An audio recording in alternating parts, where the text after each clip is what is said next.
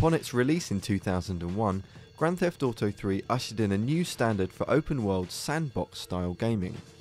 By definition, a game which can be played purely for the enjoyment of experimenting with the game's mechanics, in opposition to completing predetermined missions or objectives.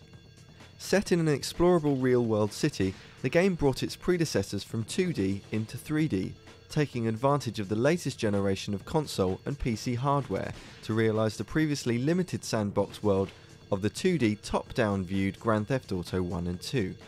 But what made this game so different from others attempting sandbox gaming at the time, and what other titles did it influence? What are its roots? Now, all the people in here are working on what DMA hopes will be its new blockbuster. It's a game called Grand Theft Auto. It's got to be finished by the end of June, so they're involved in some pretty hard work in here. It's all about a car chase through the streets of a fictional, probably American city. Here are some of the maps they've been working on. And Dave here is one of the software designers who's been trying to put it together. Dave, just explain the point of the game. Well, it's a mission-based driving game where you're basically driving around the city, stealing cars, running over pedestrians. And pretty tame stuff then. Well, yeah.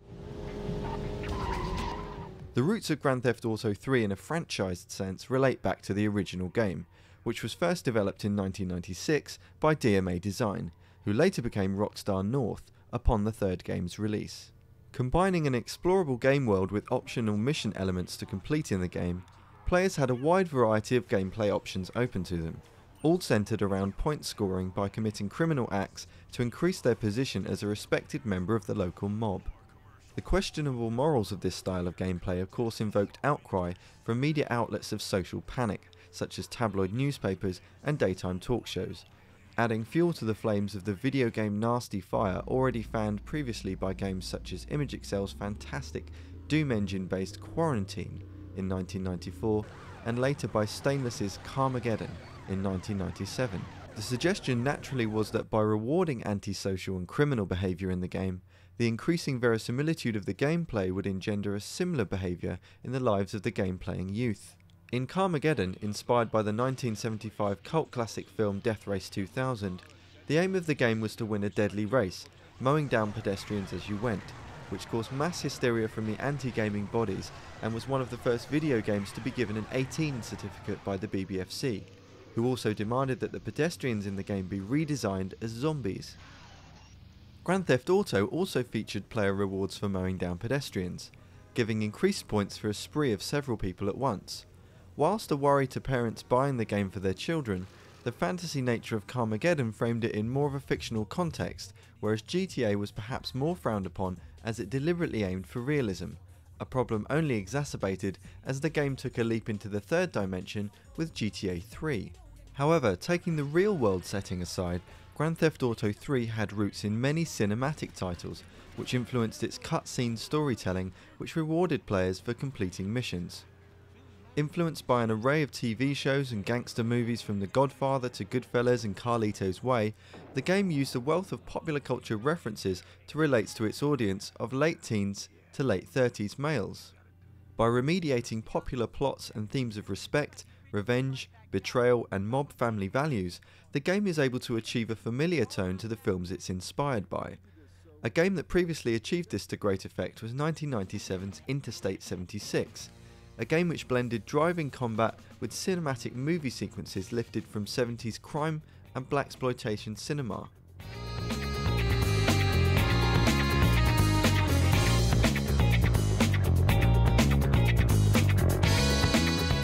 In video game terms, GTA 3 also has roots in previous 3D explorative games, such as Activision's 1991 game Hunter for the Amiga and DMA Design's own Body Harvest, a 1998 game for the Nintendo 64, which inspired much of the on-foot and vehicular action mechanics seen in the 3D world of GTA 3. What is the innovation? In the original Grand Theft Auto, the freedom to explore and play missions at a chosen time brought about a truer definition of the term sandbox gaming. Before GTA 3, there were a number of games that could be considered a sandbox. Games such as the fantastic 1984 space trading game Elite had sandbox gameplay, with hours of exploration of the plotted cosmos available to the player. Also, classics such as Maelstrom's 1989 game Midwinter and the aforementioned Hunter showed early signs of what an explorable game world could do for non-linear gameplay. The aforementioned Interstate 76 had its own sandbox game mode called Melee, which allowed players to set the parameters for the game world, for example how many opponents they would face and what equipment they would take with them. But until Grand Theft Auto 3, there were few games that used the current gaming technology to create a sandbox set in the real world, which featured a level of realism and consistency to the extent that many players simply played the game for the sandbox style of gameplay alone, ignoring the linear missions that the game optionally provides. For example, it is quite popular with many players to simply explore Liberty City, test vehicles to destruction and abuse members of the public to see what will happen.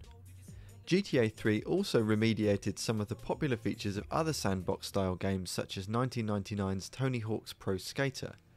For example, the abundance of statistics on what the player has done during play, providing information on distance covered, people killed, number of hospital visits, police wanted rating, and much more gave players encouragement to set their own goals for the game.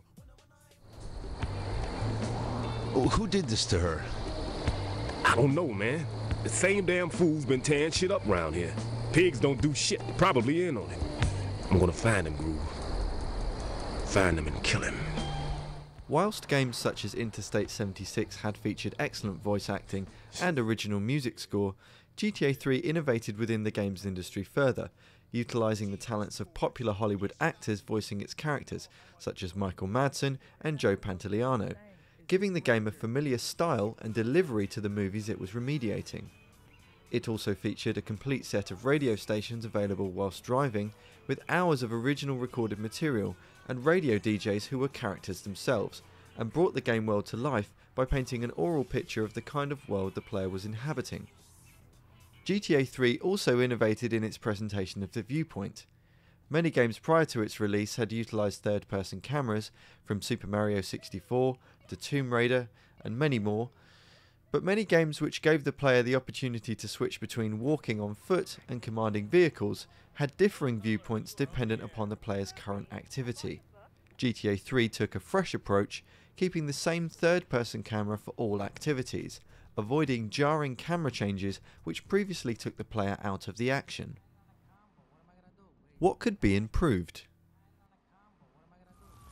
Grand Theft Auto 3 pushed the envelope for what could be done with a large open world environment, but was working at the limits of the technology available at the time, namely PC, PlayStation 2 and original Xbox hardware specifications.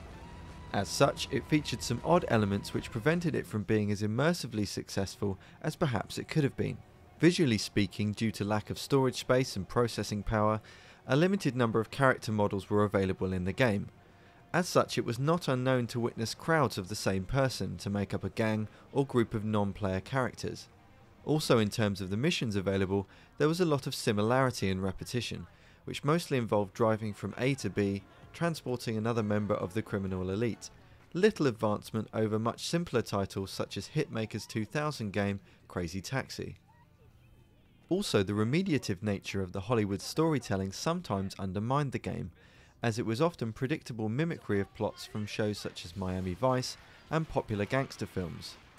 Since GTA 3, Rockstar have released GTA Vice City, GTA San Andreas and GTA 4, the latter of which is a much more substantial evolution of the game, encompassing many elements of the games that the first 3D outing, GTA 3, inspired in other developers.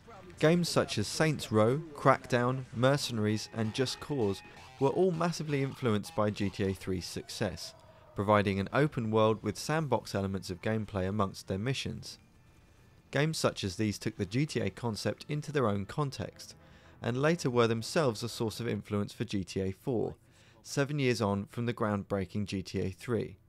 For example, in Avalanche Studios' 2006 game Just Cause, the player takes command of a character in an open world environment, but with much more athletic ability and far more toys to play with. One very popular feature of this game was the use of a parachute whilst free-falling from helicopters, a feature introduced into the latest Grand Theft Auto 4 2 years later.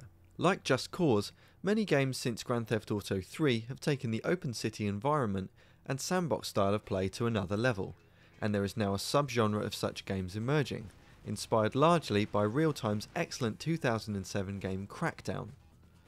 These are games which feature a superpowered character in a realistic city environment, such as Sucker Punch's Infamous and Radical Games' Prototype. This subgenre, along with the GTA series itself, will continue to develop in parallel to the technological hardware it utilises.